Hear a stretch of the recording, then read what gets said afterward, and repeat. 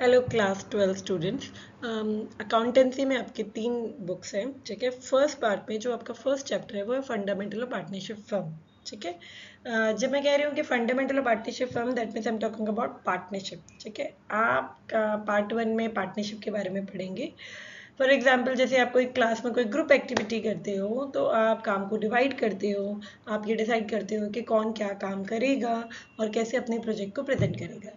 तो उसी तरीके से अगर आप सोचो तो पार्टनरशिप फर्म भी वैसी ही होती है। आपने एक आइडिया लिया, आप बिजनेस करना चाह रहे हो, ठीक है। कोई इंसान कैपिटल लेकर आ रहा है, किसी के पास बहुत अच्छा आइडिया है, आपने मिलके एक पार्टनरशिप फर्म खोली है। अब जब आप बिजनेस के बारे में बात कर रहे हो तो पैसे इन्वॉल्व होते हैं, है ना। अकाउंटिंग इन्वॉल्व होता है, रिकॉर्डिंग इन्वॉल्व होता है, because accounting basically means recording, classification, right. तो आपको प्रैक्टिकली सोचना है कि अगर आप पार्टनरशिप फर्म ओपन करते हो, फर्म मीन्स, पार्टनर्स मीन्स जब आप लोग मिलके हो, the persons are called partner, okay. और आप उसके थ्रू जो बिजनेस करते हो उसको कहते हैं फर्म। और आप लोग मिलके कर रहे हो, आपका इन्वॉल्वमेंट है, किसी ने पैसा डाला है, किसी ने आइडिया डाला है, तो वो हो जाती है पार्टनरशिप फर्म। हम उसी चैप्टर को पढ़ेंगे। अगर आप इसमें देखो, अगर आप खुद प्रैक्टिकली सोचो कि अगर आप पार्टनरशिप फर्म खोलते हो तो क्या क्या प्रॉब्लम्स आ सकती है, क्या क्या अपॉर्चुनिटीज आ सकती है, क्या पता आपका बिजनेस और बढ़ने लगे, आपको और पैसे की ज़रूरत हो तो कोई नया पार्टनर आ जाए तो एडमिशन हो जाएगी, कोई छोड़ के चला जाए, किसी की डेथ हो जाए, कभी आपको बहुत ज़्यादा नुकसान हो जाए। तो ये जो सारी प्रैक्टिकली प्रॉब्लम है जब आपके दिमाग में आती है, जब पार्टनरशिप फर्म आप ओपन करने का सोच रहे हो, इसके बारे में हम इस पार्ट 1 में पढ़ेंगे। मैं चाह रही हूँ कि आप इन सब चीज़ों को प्रैक्टिकली सोचें। आप खुद सोचें कि अगर आप कोई फर्म खोलने जा रही हो तो क्या होगा, क्योंकि बेटा जब आप ये सब चीज़ें सोचोगे ना तो आपको रट्टा मारने की ज़रूरत नहीं पड़ेगी। प्रैक्टिकली जब आप चीज़ें सोचोगे तो थिंग्स वुड बी सॉर्टेड, क्योंकि जिसने भी इन सब के बारे में लिखा है उसने भी सोचा है। अगर वो सोच सकता है तो आप क्यों नहीं, है ना। सो सबसे पहले हम शुरू करते हैं, इसकी थोड़ी बहुत थियरी है। Let us study in this video, will study about the theory portion and then gradually will go to the sums, okay. So let's go ahead. सबसे पहले आता है उसका meaning and definition. As per Indian partnership act 1932, ये अच्छे से याद रखना है आपको। कौन सा एक्ट है? Indian partnership act 1932। कौन सा सेक्शन है? 4। वो क्या कहता है कि पार्टनरशिप एक रिलेशन में, कौन से रिलेशन में? वो बिजनेस करना चाह रहे हैं, ठीक है। No other relation. वैसे नहीं कि वो पड़ोसी है, कि वो दोस्त, आप दोस्त जरूर हो, आप लाइक माइंडेड हो तभी तो आप बिजनेस कर रहे हो साथ में, नहीं। बट इधर इंडियन पार्टनरशिप एक्ट कहता है कि आप इधर कौन से रिलेशन में हो? आप लिटरली बिजनेस करने जा रहे हो, ठीक है। I'm not talking about any other relation, so don't go round and round, okay. So let's move ahead. Partnership is a relation between persons जिनने एग्री किया है कि हम शेयर करेंगे प्रॉफिट, ठीक है। अब आप बोलोगे मैम लॉस का क्या? प्रॉफिट और लॉस दोनों, ठीक है, of a business carried on by all, या फिर वो मिलके काम करे। कभी कभी ऐसे भी होता है ना ग्रुप एक्टिविटी में क्लास में, मैम हमने सब कुछ किया, ऐसे तो कुछ किया ही नहीं, होता है ना। वैसे रियल लाइफ में भी होता है। सी स्कूल आपको है ना अलग अलग एक्टिविटी से एक रियल लाइफ एक्सपीरियंस ही देता है। आप सब जगह से सीखते हो आपका बिहेवियर, आपकी हैबिट्स डेवलप करने के लिए, ठीक है। सो यहाँ डेफिनेशन में यही कह रहा है कि share of the profit of a business carried on by all or any of them acting for all, कोई एक भी सबके लिए काम कर सकता है, ओके। सो आप डिफरेंट टाइप्स ऑफ पार्टनर पढ़ेंगे बिजनेस स्टडीज में, स्लीपिंग पार्टनर, डोरमेंट पार्टनर, ठीक है।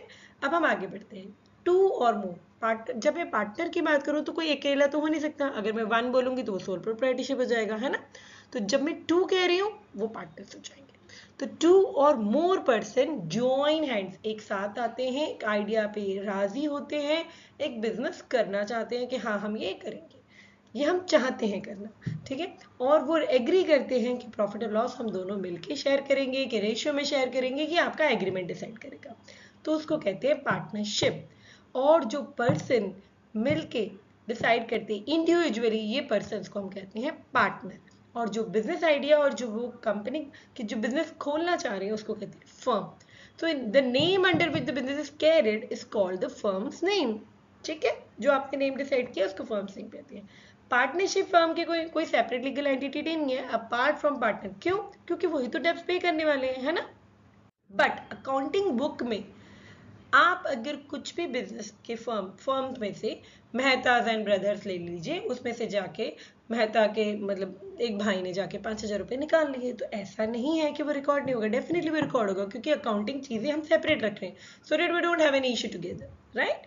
सो books of the account of the firm from the firm's view point of view different है, but not from a legal view point. Legal view point मतलब अगर Mehta and brothers पे कोई loan है तो वो मेहता एंड ब्रदर्स जितने भी हैं जो उसमें इन्वॉल्व है उन सब पे वो लोन है, ठीक है।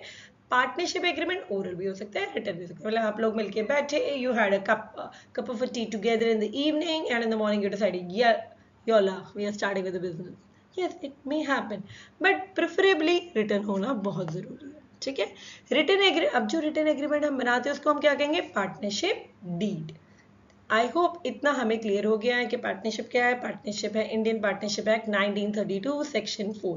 अब क्वेश्चन आते हैं कितने पार्टनर हो सकते हैं, क्या करेंगे, है ना। तो इसके फीचर्स क्या है।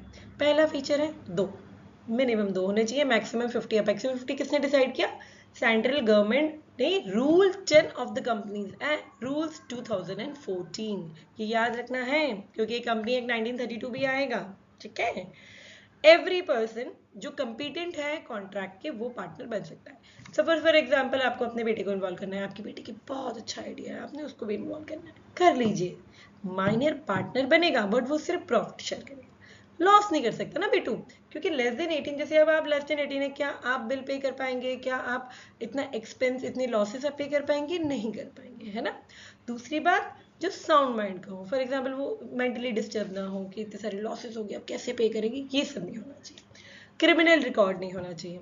एग्रीमेंट आपका बिजनेस का रहेगा, ये जो हम एग्रीमेंट बना रहे हैं उसमें सिर्फ बिजनेस की रिलेटेड बातें रहेंगी कि प्रॉफिट कैसे शेयर करना है, ठीक है। कोई पार्टनर ये कहेगा कि नहीं भाई मैं तो तभी आपके साथ पार्टनर बनूंगा जब आप मुझे फिक्स सैलरी दोगे, भाई मुझे तो इतनी सैलरी इतना प्रॉफिट चाहिए ही चाहिए, तो ये सब क्लॉजेस आपको एग्रीमेंट में लिखने होंगे, ओरल में नहीं हो पाएगा, रिटन में लिखने होंगे, ठीक है बेटू। फिर agreement should be to share, आपका एग्रीमेंट में प्रॉफिट एंड लॉस कैसे शेयर होगा ये भी होना चाहिए।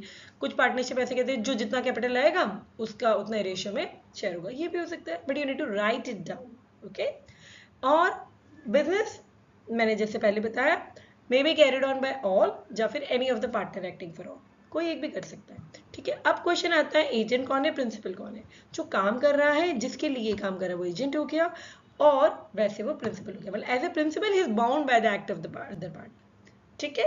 और as an agent he represent other partner and near there by bind them through his act, okay. I hope it is clear till here. I hope आपको इतना तो समझ में आ गया होगा, meaning and definition of the partnership, features of the partnership, ठीक है।